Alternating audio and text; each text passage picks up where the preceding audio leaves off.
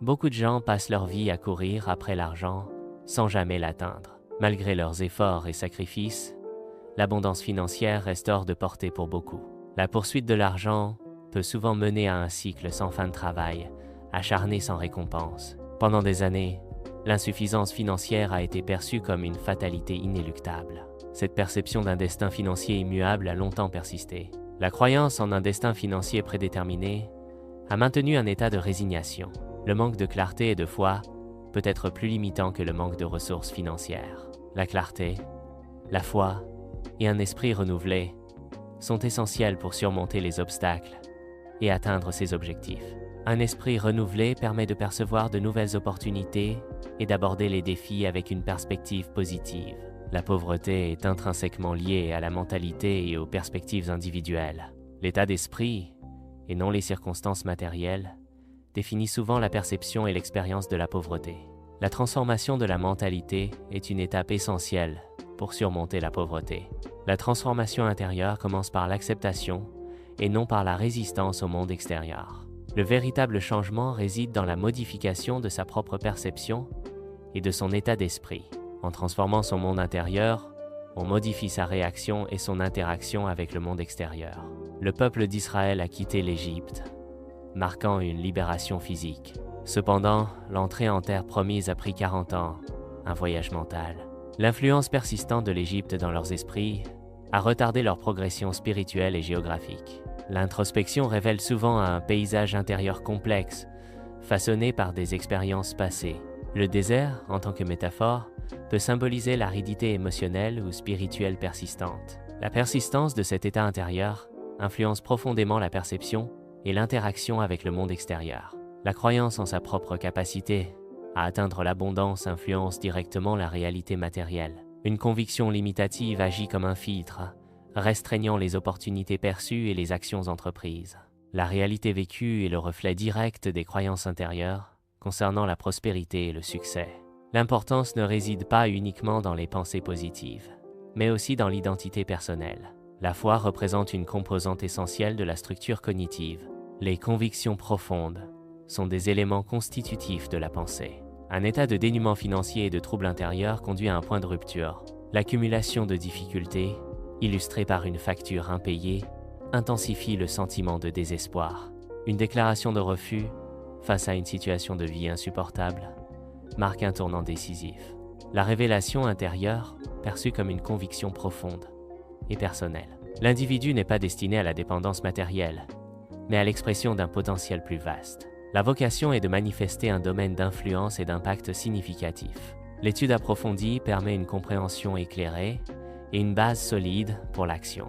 La prière offre une guidance intérieure et une perspective spirituelle pour orienter les actions. L'action concrétise la connaissance et la spiritualité en résultats tangibles et positifs. Ce n'est pas l'argent qui change l'esprit, mais l'esprit qui change l'argent. L'état d'esprit influence la manière dont l'argent est perçu et utilisé. Une perspective éclairée conduit à une gestion financière plus judicieuse. Cesser de poursuivre l'extérieur implique un recentrage sur l'introspection et la compréhension de soi. L'acceptation de soi et la paix intérieure émergent en détournant l'attention des validations externes.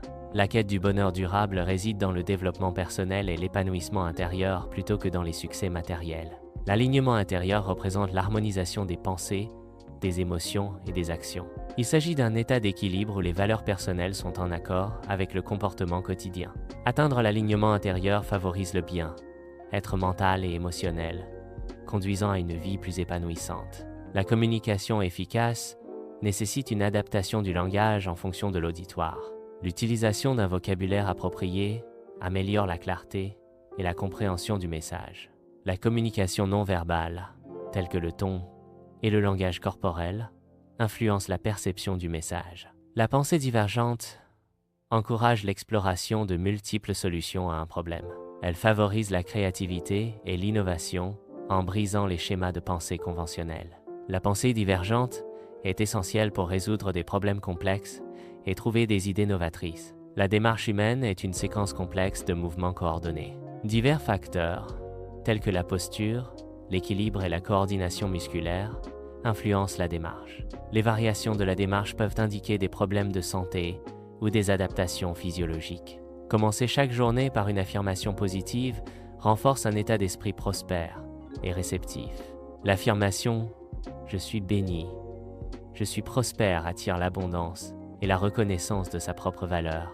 L'argent est perçu comme une récompense directe de la valeur personnelle, renforçant l'estime de soi et la confiance. Visualisez votre vie empreinte de calme et de sérénité.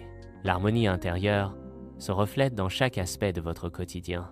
La paix intérieure transforme la perception et l'expérience de la réalité.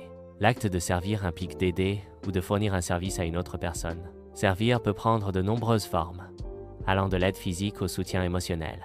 L'altruisme et l'empathie sont des motivations clés derrière le désir de servir les autres. La valeur est un concept fondamental qui représente l'importance ou l'utilité perçue d'un bien ou d'un service. La valeur est subjective et dépend des besoins, des préférences et des perceptions individuelles. La création de valeur est le processus d'augmentation de l'utilité ou de l'importance perçue d'un produit ou d'un service. La prière doit être une communication sincère, pas une supplication intéressée. L'humilité dans la prière réside dans la gratitude et non dans la demande incessante. La vraie prière est un dialogue spirituel, pas un monologue de besoin. La prière, un acte d'humilité et de foi, élève l'âme vers une communion divine. S'adresser à Dieu comme un enfant à son Père révèle une confiance et une intimité profonde. La prière filiale implique une reconnaissance de la souveraineté et de l'amour inconditionnel du Créateur. Il est impératif d'éviter les déclarations négatives concernant sa situation financière. L'expression « je suis pauvre » doit être bannie du vocabulaire quotidien. Remplacer les pensées de manque par des affirmations positives peut transformer la perception de l'abondance. La transformation personnelle est un processus dynamique de changement et d'évolution. Cette transformation implique une remise en question des croyances et des comportements existants. L'acceptation de soi et la volonté d'évoluer sont essentielles à ce processus de transformation. Le monde regorge de ressources naturelles diversifiées et abondantes. Les écosystèmes florissants témoignent de la richesse biologique et de la diversité de la vie sur Terre.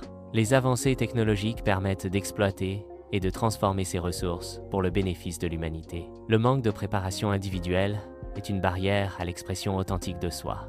L'identité véritable nécessite une introspection et une acceptation de ses propres vulnérabilités.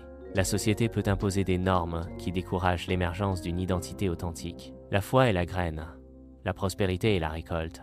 La prospérité est le résultat de la foi. La foi est la base de la prospérité. L'autorité dans la communication se manifeste par une expression claire, confiante et structurée des idées. Elle implique une connaissance approfondie du sujet et une capacité à répondre aux questions avec précision et assurance. L'autorité verbale est renforcée par un langage corporel affirmé et un contact visuel direct avec l'auditoire. Le courage implique la capacité d'agir face à la peur et à l'incertitude. L'action courageuse nécessite de surmonter les obstacles et de persévérer malgré les difficultés.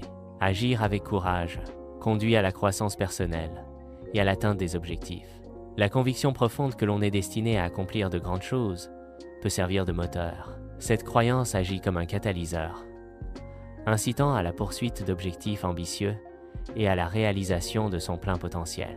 Elle encourage à dépasser les limites perçues et à embrasser un avenir rempli de possibilités illimitées. La reconnaissance de soi comme enfant de Dieu est une affirmation d'identité spirituelle et d'héritage divin. Cette identité implique une connexion intrinsèque avec le divin, transcendant les limites physiques et temporelles.